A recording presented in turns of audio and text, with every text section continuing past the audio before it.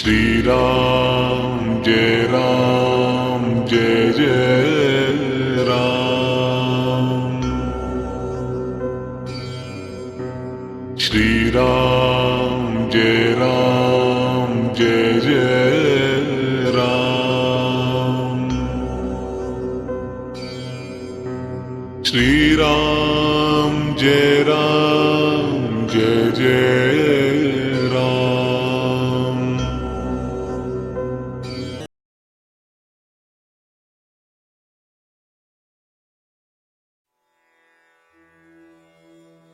त्रयोदशः सर्गः। राजा का वशिष्ठ जी से यज्ञ की तैयारी के लिए अनुरोध। वशिष्ठ जी द्वारा इसके लिए सेवकों की नियुक्ति और सुमंत्र को राजाओं को बुलाने के लिए आदेश, समागत राजाओं का सत्कार तथा पत्नियों सहित राजा दशरथ का यज्ञ की दीक्षा लेना। वर्तमान वसंत ऋतु के बीतने पर जब पुनः दूसरा वसंत आया, तब तक 1 वर्ष का समय पूरा हो गया। उस समय शक्तिशाली राजा दशरथ संतान के लिए अश्वमेध यज्ञ की दीक्षा लेने के निमित्त वशिष्ठ जी के समीप गए। वशिष्ठ जी को प्रणाम करके राजा ने न्यायतः उनका पूजन किया और पुत्र प्राप्ति का उद्देश्य लेकर उन द्विज श्रेष्ठ मुनि से ये विनय युक्त बात कही। ब्राह्मण, मुनि प्रवर, आप शास्त्र विधि के अनुसार मेरा यज्ञ करावें और यज्ञ के अंगभूत अश्व संचारण आदि में ब्रह्म राक्षस आदि जिस तरह विघ्न न डाल सकें, वैसा उपाय कीजिए।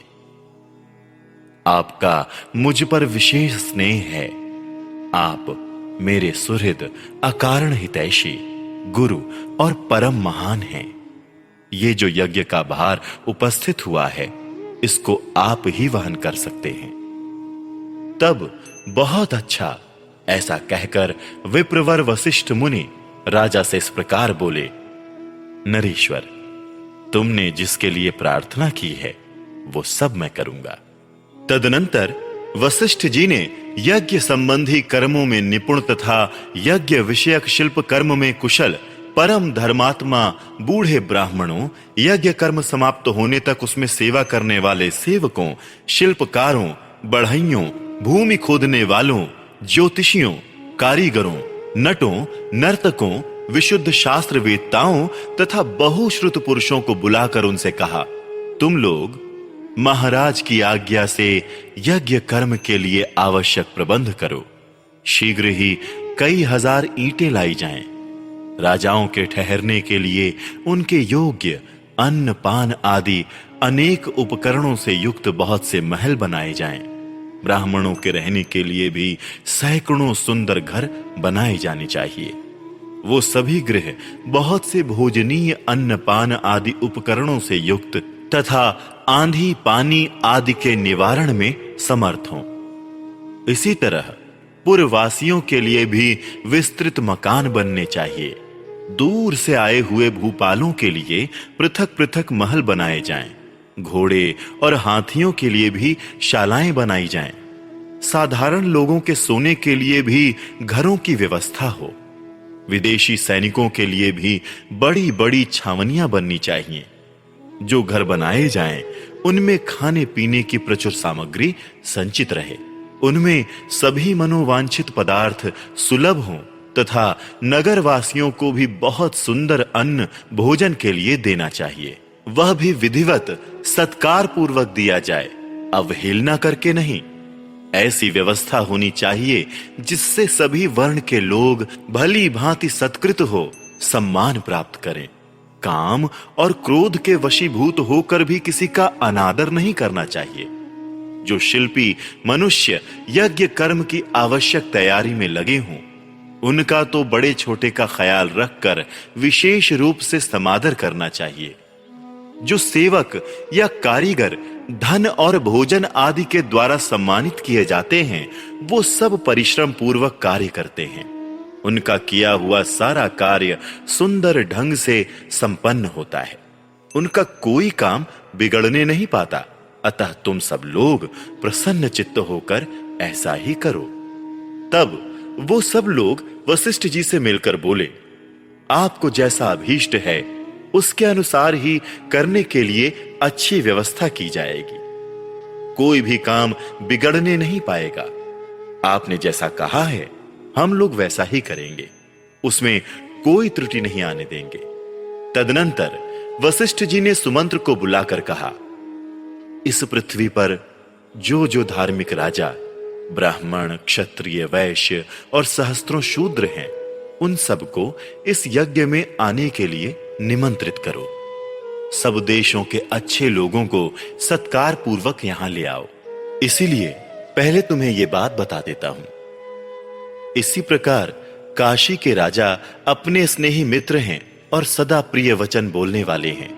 वो सदाचारी तथा देवताओं के तुल्य तेजस्वी हैं, अतः उन्हें भी स्वयं ही जाकर ले आओ। केकय देश के बूढ़े राजा बड़े धर्मात्मा हैं। वो राज सिंह महाराज दशरथ के श्वसुर हैं, अतः उन्हें भी पुत्र सहित यहां ले आओ।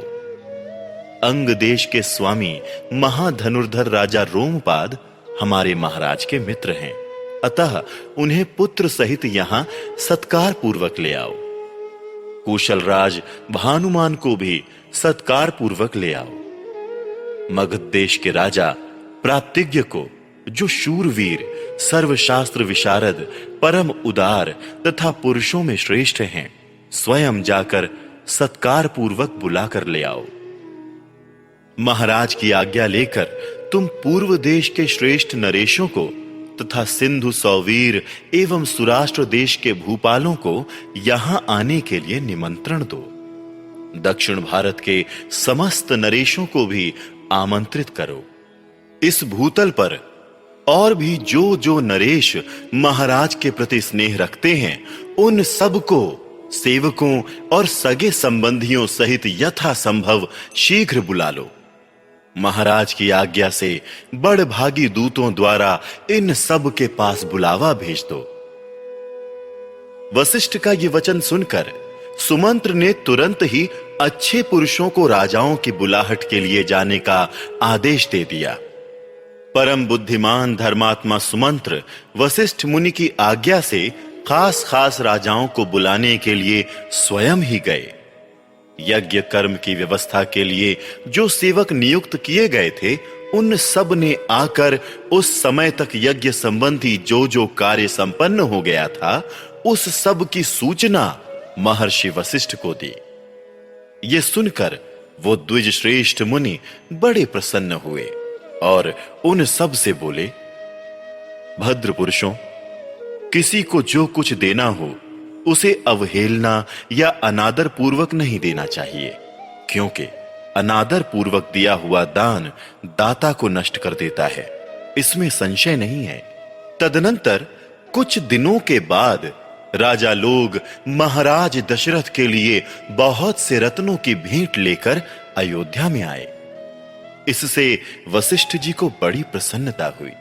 उन्होंने राजा से कहा, पुरुष सिंह, तुम्हारी आज्ञा से राजा लोग यहां आ गए।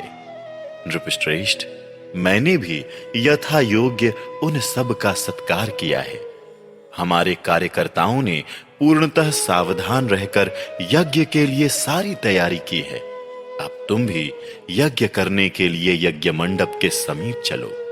राजेंद्र, यज्ञ मंडप में सब ओर सभी वांछनीय वस्तुएं एकत्र कर दी गई हैं। आप स्वयं चलकर देखें। यह मंडप इतना शीघ्र तैयार किया गया है, मानो मन के संकल्प से ही बन गया हो।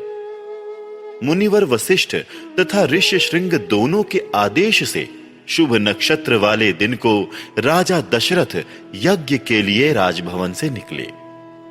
तत्पश्चात वशिष्ठ आदि सभी श्रेष्ठ द्विजों ने यज्ञ मंडप में जाकर ऋष्य श्रृंग को आगे करके शास्त्रोक्त विधि के अनुसार यज्ञ कर्म का आरंभ किया। पत्नियों सहित श्रीमान अवध नरेश ने यज्ञ की दीक्षा ली। इस प्रकार श्री वाल्मीकि निर्मित आर्ष रामायण आदि काव्य के बाल कांड में 13वां सर्ग पूरा हुआ।